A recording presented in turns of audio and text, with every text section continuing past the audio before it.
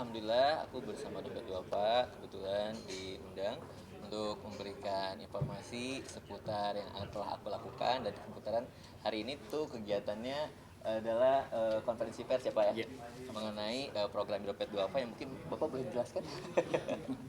Ya, hari ini saya bersama Mas Aiman konferensi pers untuk pelaksanaan program tebar hewan kurban Dompet Duafa yang insya Allah tahun ini akan menyelenggarakan kurban 3 pasti. Pasti pertama itu insya Allah pasti jantan hewan yang akan disembelih, lalu pasti berkualitas. Yang ketiga adalah pasti tersalurkan ke pelosok negeri. Jadi nanti Mas Aiman akan saya ajak untuk belusukan lah katakanlah begitu, untuk menyaksikan secara langsung pemotongan hewan kurban di daerah-daerah terpencil. Betul. Dan kebetulan kemarin ini aku mengikuti kegiatan dari Dompet Duafa juga, selain mengunjungi ke pelosok di mana terjadinya bencana banjir bandang. Setelah itu aku diajak untuk ke quality controlnya, di mana hewan-hewan yang akan siap untuk dijadikan hewan kurban. Gitu. Memang penglihatan Mas Aiman sendiri, penerima manfaat ini sudah sesuai dengan targetnya belum? Betul. Nah, justru itu aku tuh mengenal Dompet Duafa bukan setahun 2 tahun, tapi beberapa tahun yang lalu, dan aku melihat bagaimana Dompet Duafa ini tuh sangat optimal banget, apalagi manajemennya begitu sangat baik sekali. Kenapa? Karena aku dulu pernah kurban juga Dompet Duafa dan merasakan sekali bagaimana kejelasannya, bagaimana transparansinya. Kemudian ketika aku gak cuma sekedar bayar doang, beli doang kurban di Dompet Duafa, tapi juga begitu jelas transparansinya ketika dipotongnya, kemudian ketika hari itu dipotong aja aku dapatkan SMS. Kemudian setelah dapat SMS dapat lagi fotonya. Setelah dapat fotonya beberapa minggu kemudian dapat lagi laporannya, dapat lagi sertifikatnya. Masya Allah, jadi itu lebih berkerasa kedekatannya lebih terjalin gitu dengan Dompet Duafa ini tuh, dibandingkan kalau aku biasanya suka titip aja nih di kampung aku gitu. Kebetulan kampung aku di Garut, aku titipin udah sekedar udah itu aja, tidak ada yang namanya tuh keterbukaan, ketransparansinya yang begitu jelas. Dan begitulah ketika aku melihat bagaimana Dompet Duafa yang sampai ke terpelosok tersebut, yang menjadikan aku semakin pengen ikut jadi bagian yang mengikuti program Dompet Duafa ini tuh sampai ke pelosok-pelosok negerinya gitu. Artinya tiap tahun? Yap. Tiap tahun berhubungan dengan lembaga-lembaga seperti ini? Yes, alhamdulillah. Mas Iman, Ya. kalau dari teman-teman Komfigo sendiri yang udah juga di Dompet Duafa itu mungkin bisa disebut.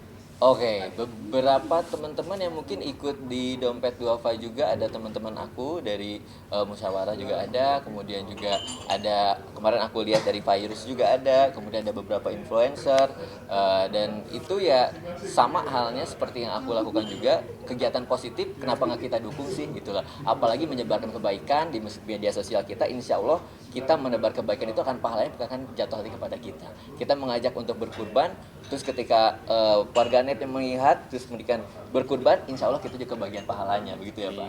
Gitu. Mas Iman tadi sempat bilang ingin terjun langsung ke pelosok-pelosok. Betul. Bagaimana pengalamannya dan apa sih yang Mas Iman dapat ketika mencoba untuk datang ke pelosok? Betul. Aku sendiri ya tipe orang yang suka berpetualang ya. Jadi begitu ada tawaran untuk ke pelosok, salah satunya pertama kali aku rasakan itu ke pelosok kemarin. Aku belum pernah ke Sumatera Barat, ke Padang. Begitu aku datang langsung ke daerah bencana, di mana bencana di situ adalah yang lumayan agak susah aksesnya, apalagi waktu itu jembatannya sempat terputus gitu. Jadi lumayan agak aksesnya agak susah. Terus kemudian diajak sama Dompet Duafa dengan DMC-nya, yang begitu aku datang, begitu aku bertegur sapa dengan para korbannya, itu ada satu hal yang membuat aku jadi kayak berasa tersentuh dan merasakan bagaimana penderitaannya mereka, dan aku melihat kebahagiaannya mereka yang terpancar ketika aku mengadakan program Dompet Duafa ini tuh. Itu adalah salah satunya tuh first physiological first aid, di mana memberikan kehiburan untuk anak-anak agar trauma healingnya bisa setidaknya mengalihkan trauma healingnya. Dan yang aku lakukan itu ketika melihat anak-anak bahagia, aku pun jadi ikut bahagia. Dan itu salah satu hal yang mewah banget yang nggak pernah aku rasakan. Ketika orang lain bahagia, aku jadi ikut bahagia dan energi positifku makin tambah lagi. Ini salah satu contoh juga nggak sih ketika kecil juga tadi sempat sharing Betul. juga Mas Iman waktu kecil ingin merasakan hal seperti itu gitu. Betul. Dan pada akhirnya bisa berbagi itu bagaimana? Yes, kalau aku sendiri merasakan dulunya tuh aku anak yatim yang ketika misalkan ada pemberian zakat aku selalu kebagi gitu dari masjid terus dari orang-orang, dan itu jadi satu hal yang membuatku tuh, apalagi keluargaku tuh mungkin bisa dibilang sederhana gitu.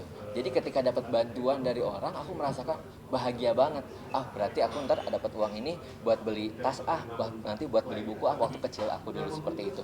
Jadi aku punya cita-cita waktu kecil tuh ketika aku nanti dewasa nanti aku jadi orang sukses, aku pengen banget seperti yang waktu orang-orang itu memberikan kebahagiaan buat aku saat kecil. Jadi makanya ketika aku dewasa seperti ini tuh kayaknya aku pengen deh apa yang bisa aku lakuin ya biar orang lain tuh merasakan bahagia ketika aku waktu kecil. Ya salah satunya dengan program sosial dompet duafa yang begitu terpelosok sampai menjangkau ke pelosok. Jadi salah satu hal yang buat aku tuh aku yakin dan aku pengen banget untuk jadi bagian dari program-program sosial dompet duafa. Dengan apa yang terjadi di Eropa juga sendiri, dompet duafa ambil andil nggak sih? Mungkin memprioritaskan Palestina sebagai tujuan Buat apa? Gimana? Sia dengan yang terjadi di Arafah. Oh iya. Mungkin dompet duafa ambil andil nggak sih? Oh iya pasti. Memprioritaskan di sana tuh.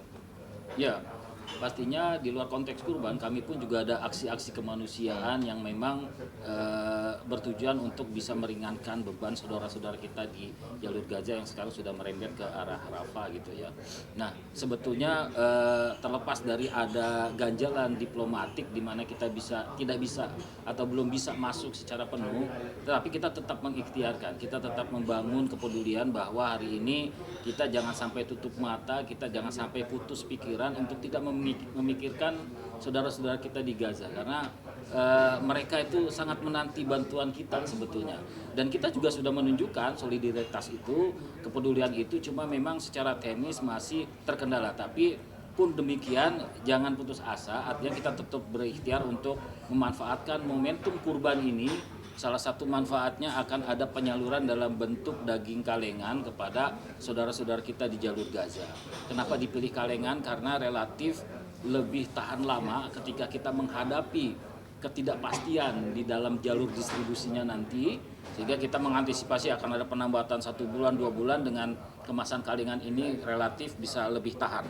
Yang kedua dari aspek kepraktisan, dalam bentuk kalengan ini daging itu bisa siap disantap dengan pengolahan yang seadanya, sekedar ditumis-tumis aja sudah bisa dimakan, sehingga relatif lebih praktis di tengah-tengah memang kelangkaan BBM atau bahan bakar di sana itu masih sangat-sangat terbatas, dan peralatan-peralatan masak juga mungkin juga tidak seperti pada kondisi normal, sehingga ini lebih memungkinkan, lebih bermanfaat disalurkan dalam bentuk kalengan pada tahun ini.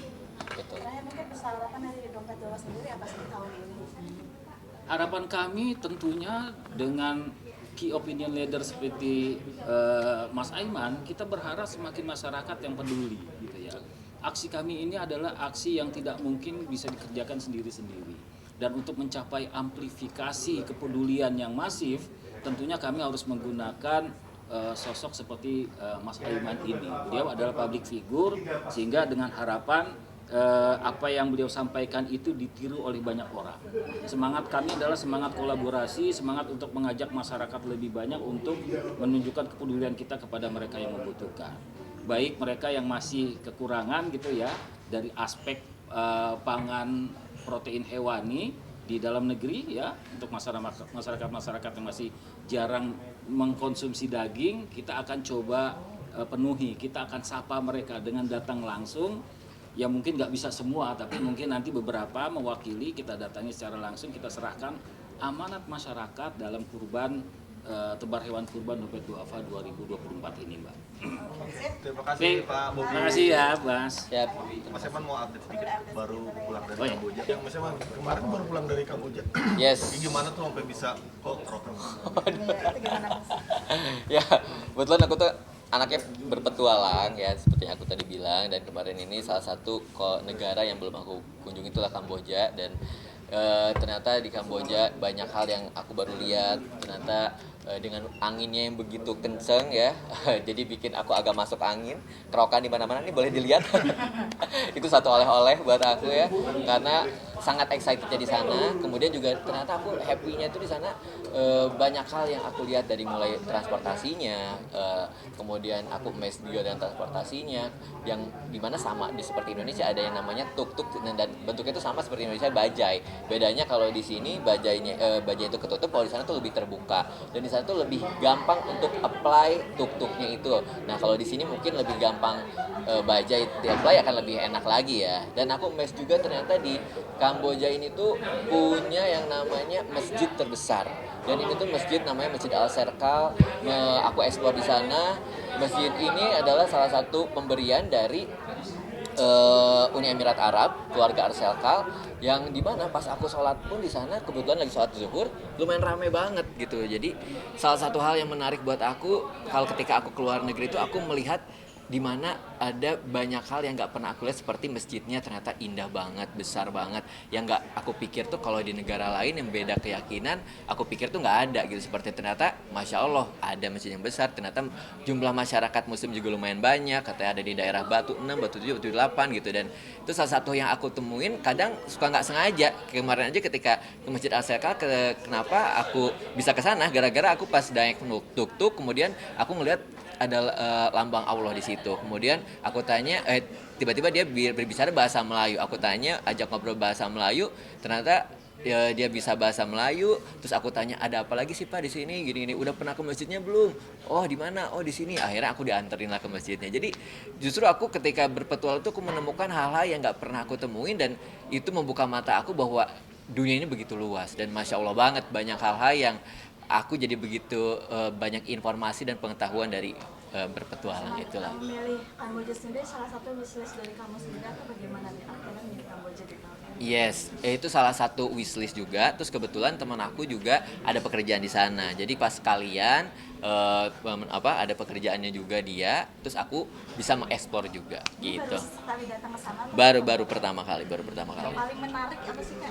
Yang paling menarik di sana buat aku sih ya, kotanya, dari landscape-nya ya. Mungkin kalau di sana tuh kan di sana tuh dilewati oleh sungai yang dimana sungai terpanjang ke-12 di dunia, Sungai Mekong, melewati Vietnam, Laos gitu, Cina dan lain-lain. Jadi aku amazed dengan itu.